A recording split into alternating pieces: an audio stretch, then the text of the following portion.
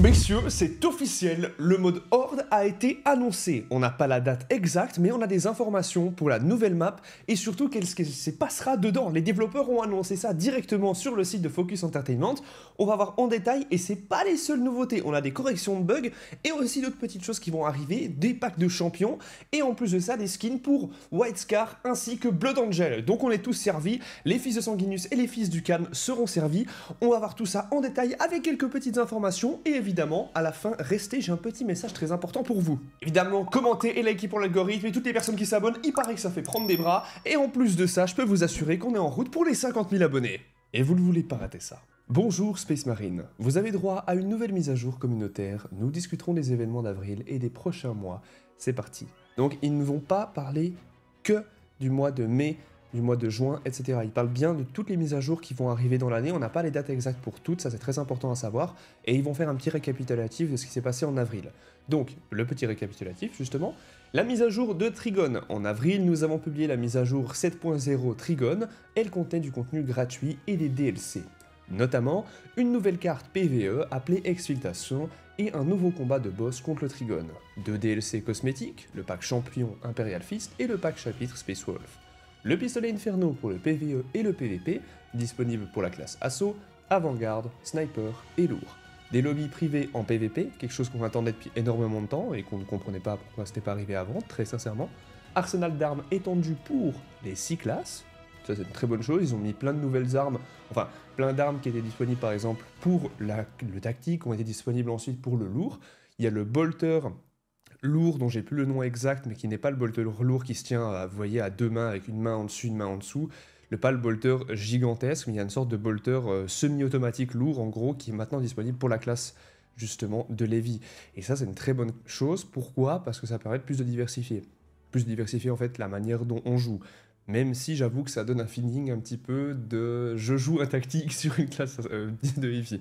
Mais c'est quand même intéressant d'avoir des choses variées. Par exemple, l'Inferno est allé sur plus de classes que prévu, le Volkit est allé sur plus de classes que prévu, le pistolet bolter lourd est allé sur plus de classes que prévu. C'est une très bonne chose. L'épée énergétique est carrément allée sur l'assaut, qui n'était du coup pas disponible, donc c'est très cool aussi. Ça permet de vraiment diversifier, je trouve, le contenu sans avoir un côté répétitif. Pour ceux qui, comme moi, aiment monter toutes les armes en niveau et qui ont déjà tous les prestiges sur certaines classes. Nouveaux éléments de personnalisation, notamment le Volupus Pink, Thousand Suns Blue, donc de nouvelles couleurs, coloration du tissu pour le Bulwark, donc le rempart, personnalisation des mains. Les avantages des armes et les avantages de prestige ont été mis à jour, plusieurs améliorations et corrections de bugs. Alors, néanmoins, la mise à jour 7.0 a apporté son lot de bugs inattendus. Comme vous le savez, c'est quelque chose dont je me suis un peu plaint dans la dernière vidéo sur le sujet, car oui, je fais beaucoup de vidéos pour les news de Warhammer Space Marine 2 et de Warhammer en général, donc abonnez-vous pour ne pas les rater.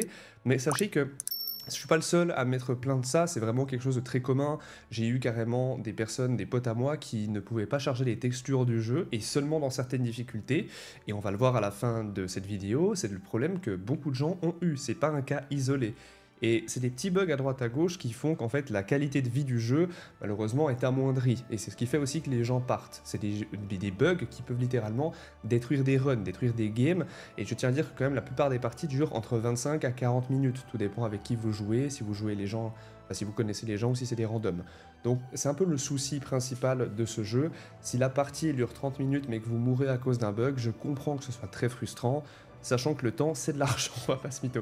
Donc on a de moins en moins de temps, et voilà, vous savez comment je suis par rapport à ça, j'aime beaucoup gagner quand je joue, et je suis pas le seul, je joue uniquement pour gagner, je suis très compétitif, et j'aime beaucoup farmer, c'est pour ça que j'aime les MMO à la base en solo. Et je sais que c'est un jeu coop, c'est contre-productif, mais c'est ma manière de faire, et je sais que je ne suis pas le seul du tout.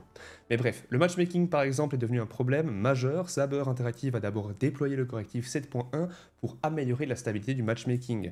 Et c'est pour ça qu'il y a eu autant de patchs autant rapidement. Normalement, quand ils font un patch, le 7.1 arrive à peu près un mois après. Là, une semaine après, on avait déjà le 7.1. 2 semaines après, on avait déjà le 7.2. C'est assez rare qu'on ait autant rapidement des petites mises à jour comme ça, des petits patchs, parce qu'en fait, les problèmes étaient tellement fréquents, les problèmes de serveur étaient ultra fréquents, et comme je disais, les problèmes de texture, les bugs liés à des soucis, on va dire, de codage un petit peu...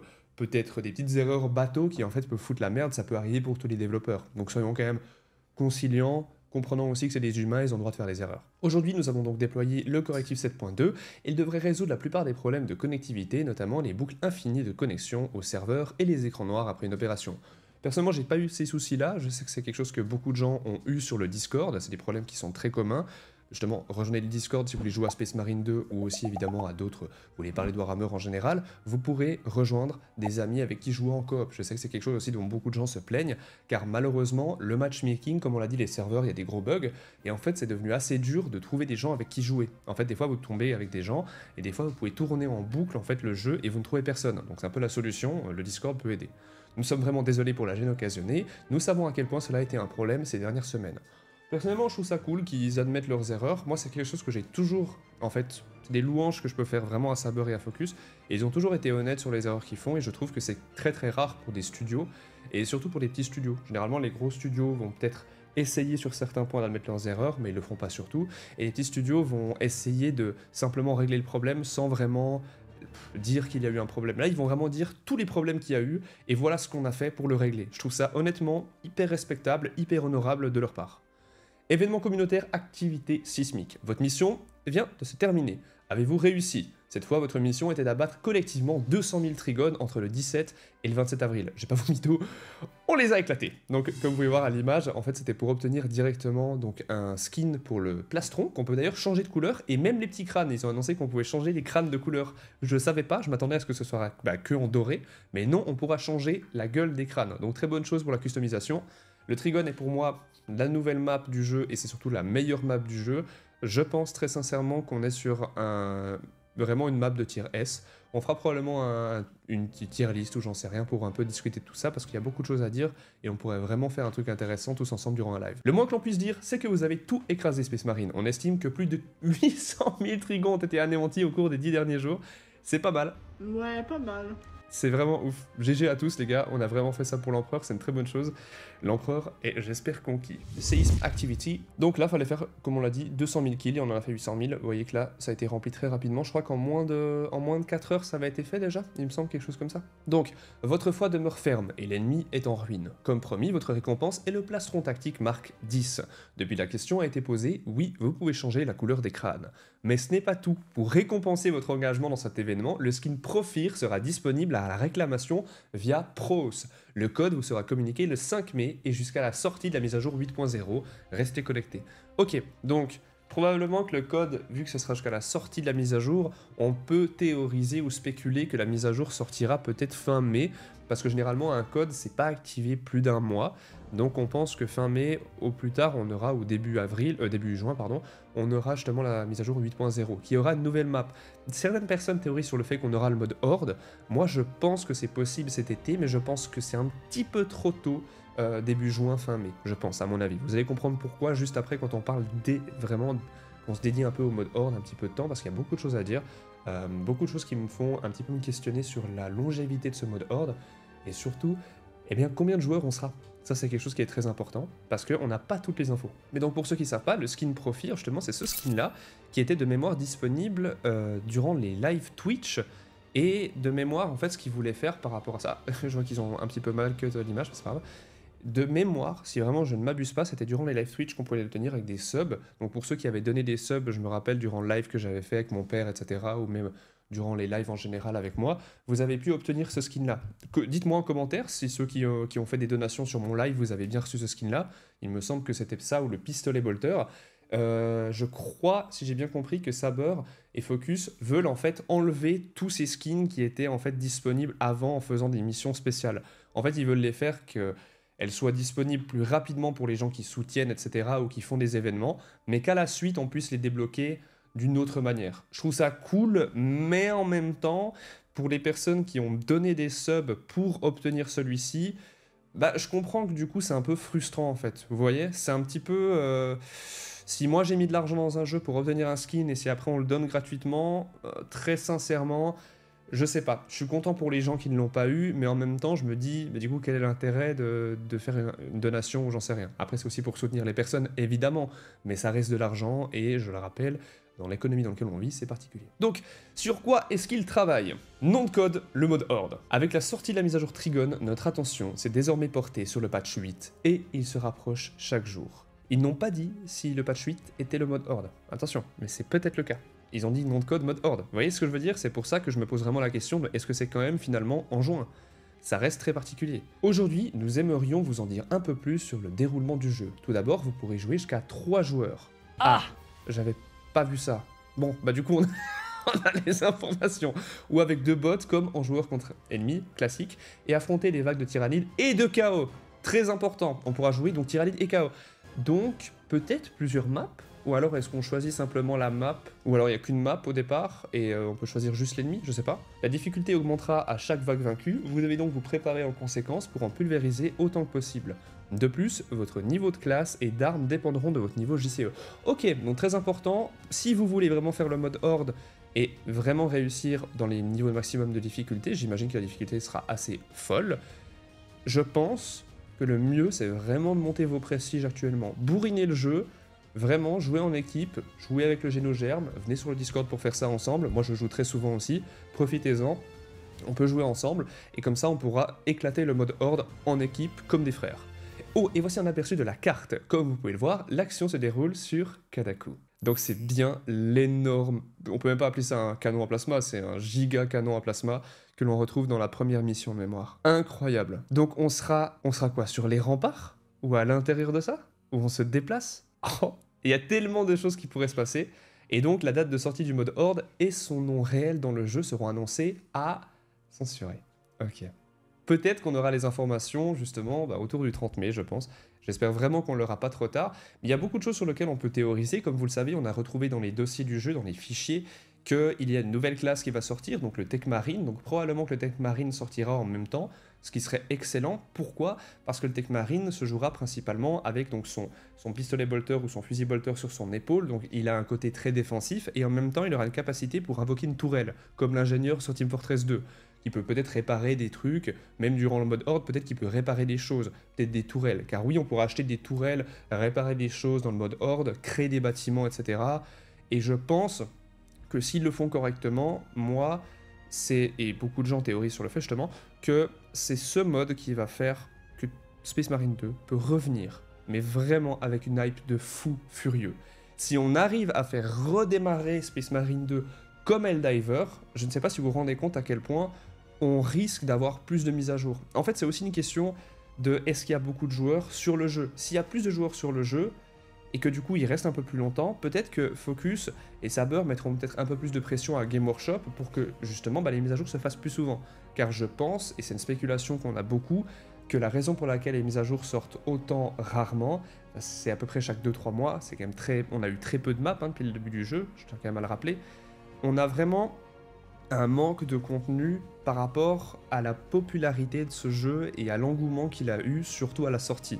Et je pense que c'est dû à des contrats entre justement Saber et Focus et Game Workshop qui veulent vérifier que tout se passe bien, que leur propriété intellectuelle est respectée. Ce qui est totalement compréhensible, qu'on soit bien d'accord, mais je pense que ça pourrait peut-être apporter un peu plus de flexibilité venant de Game Workshop. En tout cas, je croise les doigts pour que ce soit le cas. Et donc, la prochaine mise à jour, voyons voir ce que c'est. Parce que juste aussi un autre truc important par rapport au mode Horde, pour ceux qui n'ont pas joué à World War Z, le jeu est peut-être encore gratuit sur l'Epic Store au moment où je vous parle, il avait été gratuit il y a quelques temps. En fait, c'est fait par Focus, justement. Et c'est vraiment ce mode de jeu qu'on aura. Donc avec vraiment des énormes vagues comme des zombies, mais là ce sera du chaos ou du tyrannide. Vous aurez à nouveau accès au PTS pour tester la mise à jour 8.0 avant sa sortie, donc le royaume de test, le serveur de test. Restez connectés, nous vous donnerons plus d'informations ultérieurement. La mise à jour 8.0 apportera davantage de contenu gratuit de DLC au jeu. Nous ne pouvons pas encore tout dévoiler, mais voici quelques informations que vous pouvez attendre. Pack cosmétique de Blood Angel, comme je vous l'avais dit, donc les skins, etc. pour les DLC, donc malheureusement ça vraiment que DLC, et le pack champion, donc cicatrice blanche, donc c'est White Scar. Et donc le mode Horde arrivera à ce moment-là, en même temps. Et aussi un rééquilibrage de la difficulté absolue suite au sondage communautaire. Hâte de voir ce que ça donnera, perso je la trouve assez bien, mais des fois elle me paraît même trop facile par rapport aux zones de difficulté qui sont très aléatoires. Des fois je fais du niveau 4, et la difficulté 4 est plus dure que la difficulté 6, ce qui est très particulier. Le mois dernier, nous avons réalisé un sondage communautaire sur Focus Together afin de recueillir vos commentaires et de découvrir ce qui vous intéressait concernant la difficulté absolue pour la différencier davantage de la difficulté mortelle. Vous découvrirez les modifications apportées dans le cadre de la mise à jour 8.0. Attendez-vous à un défi encore plus relevé. Très bien. Donc ils ont bien écouté et donc ce sera un petit peu plus difficile. Et plus encore, restez à l'écoute. Donc il y aura plus de choses encore dans la mise à jour, j'ai hâte de voir. La date de sortie sera également confirmée lors du... Ok, donc c'est lors d'un événement. Il y aura un événement que ça va être annoncé. Ok, très intéressant. Concentrons-nous ensemble, pardon. Depuis la sortie de Space Marine 2, vous avez été encouragé à partager vos impressions sur le jeu et même à suggérer des idées sur Focus Together, donc le forum directement. À ce jour, nous avons intégré plus de 40 idées de la communauté au jeu. Nous les suivons de près. Et ça, je dois avouer que c'est insane un jeu qui écoute autant la communauté quand même. Bon, ils écoutent pas pour tout évidemment, parce que forcément, il y a des choses qu'ils peuvent pas faire, mais ils écoutent quand même en grande majorité. Donc, le pistolet infernal, c'était directement quelque chose qui a été voté, et beaucoup de gens ont été d'accord pour dire qu'il fallait le mettre, donc le pistolet fuseur, quoi. Give Inferno Pistol to Assaut, donc la classe Assaut, très bien. Donc ça a été mis. Le Trigone ou le Moloch, ils l'ont rajouté, très bonne idée. La customisation pour les mains et les patterns, la customisation pour les mains a été demandée plusieurs fois. Changer la couleur donc des tissus pour le rempart, donc la customisation pour les tissus, ça a été mis sur plusieurs choses. Et aussi, ils ont demandé, en tout cas sur le serveur, sur le Focus Together, le forum, ils ont demandé qu'il y ait un bestiaire, un codex, l'équivalent de ce qu'on a en fait dans le Data Vault. Et c'est quelque chose qui a été ajouté, qui a été, je trouve, très bien ajouté. Malheureusement, un petit peu tard, honnêtement, je trouve que c'est un petit peu redondant d'avoir un petit peu ajouté ça autant tard, même si les prestiges font que ça me dérange pas de refaire les missions sans problème. Mais au moment où c'est sorti, je trouve que c'était un petit peu soit... En fait, c'était l'entre-deux. Ça aurait dû sortir soit au début du jeu, soit au moment des prestiges, je trouve. Ils ont évidemment dit qu'il fallait ajouter plus de variété pour les armes, ce qui a été fait, et nous avons implémenté un bestiaire avec des entrées tradition via la mise à jour de Data Vault, et les restrictions de classe d'armes ont été levées via la mise à jour Trigone. C'est une excellente nouvelle. La personnalisation des couleurs de vert a été rendue disponible avec la mise à jour Obélisque il y a quelques mois, donc quand il y a la nouvelle map qui était sortie. Ça c'était une très bonne chose aussi, on pouvait mettre les lunettes, enfin les lentilles en noir, en rouge, alors que de base elles étaient lock, donc c'est une très bonne chose. Pareil pour le tout salon PVP, etc., ça a été demandé par des joueurs, donc comme vous pouvez voir, notre voix a un impact. Mais commenter ici dans mes vidéos, c'est très important pour que moi je vois, la communauté plus française le voit, mais si vous voulez vraiment avoir un impact, faites-le sur le forum directement. Allez sur le forum de Focus Entertainment. Le PVP, donc les lobbies en privé, tout a été ajouté comme ça. Si votre idée a reçu de nombreux votes positifs mais n'a toujours pas reçu de réponse des développeurs, c'est probablement parce qu'il est encore trop tôt pour qu'ils puissent donner une réponse claire, et ils sont peut-être concentrés sur d'autres priorités pour le moment, ou n'ont pas encore pris de décision définitive. Nous apprécions vraiment votre enthousiasme et votre patience, et nous espérons que vous comprendrez que de telles choses prennent du temps de notre côté. N'oublions pas non plus de vérifier si l'idée que vous vous apprêtez à soumettre n'a pas déjà été saisie par un autre utilisateur. Éviter les doublons nous simplifie aussi grandement la tâche. Donc ils nous disent que c'est tout pour ce mois-ci, mais moi j'ai quelque chose d'autre à vous annoncer juste avant qu'on finisse ça. Au moment où le mode Horde sort, donc dans quelques temps, dans un mois ou deux, on ne sait pas exactement quand, sachez que je veux faire un énorme événement, on fera un énorme stream, ça fait longtemps que je voulais faire un énorme stream, un streamathon, un subathon, peu importe comment ça s'appelle. C'était pas prévu, c'était pas faisable ces derniers temps, problème de connexion, problème de loyer, évidemment je suis encore en train de déménager, ouais, ça commence à faire beaucoup. Alors sachez que sur le Discord, on fera un événement sur le sujet, et on fera des tournus pour jouer avec moi, et pour jouer avec les modos, etc. Tous ceux qui veulent jouer, rejoignez le Discord, on fera un événement à ce moment-là, à la sortie, si justement j'ai pas de nouveau tous mes problèmes de connexion. C'est un peu les soucis que j'ai en ce moment avec la connexion, là où j'habite, c'est pas très pratique à ce niveau-là. Je tiens aussi à tous ceux qui veulent soutenir la chaîne qu'il y a Holy Energy, le meilleur partenaire et le plus vieux partenaire de la chaîne, c'est celui qui me soutient et qui me permet de continuer. Alors n'hésitez pas à soutenir la chaîne et en passant par le lien dans la description, ainsi que toutes les choses comme d'habitude, liker, commenter pour l'algorithme. Évidemment, F le mode Horde, même si on a hâte de le voir quand même, en commentaire si vous êtes toujours ici. Et prenez soin de vous, de votre santé physique, mentale évidemment, et l'empereur vous protège, Ave Imperator.